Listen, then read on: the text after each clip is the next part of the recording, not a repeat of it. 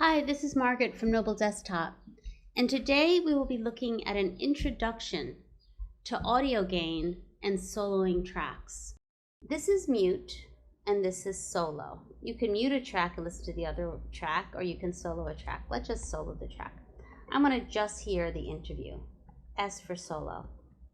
For every page, you must Let's think look of at the where audio photos go levels and to how the they relate side. to the text, so things not only look good, but they read well too.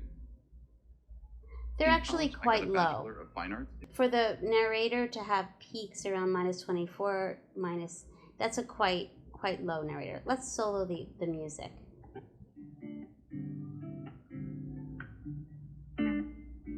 That's peaking around -18, -14.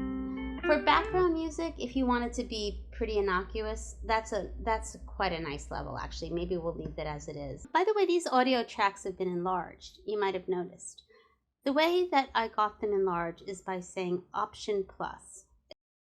If I want them to be smaller, Option minus. The waveforms indicate gain, and this line indicates volume.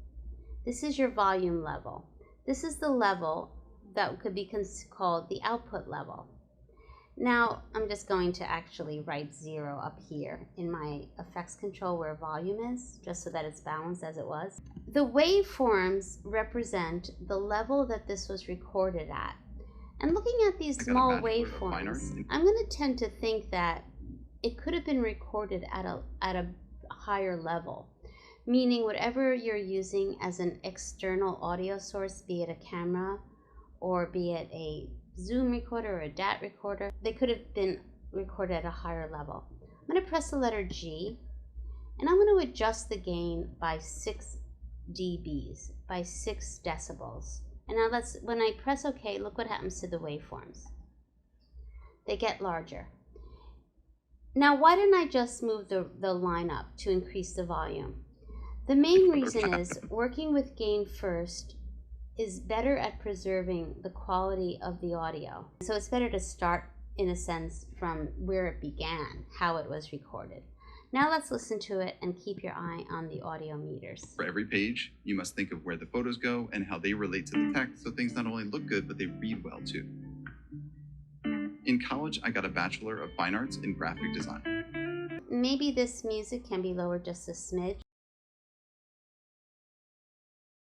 I'm going to press G, and I'm going to say just -2. I got a Bachelor of Fine Arts in Graphic Design. They taught me print, but I wanted to learn web design too. Those are pretty nice levels. So I did a summer internship. Soloing tracks and the basics of gain. There's going to be an entire video on gain versus volume, and also, if you might have noticed, when I pressed G, you had other options here, which we will be going over in an upcoming video. I hope you've enjoyed this introduction to gain and soloing tracks. This has been Margaret with Noble Desktop.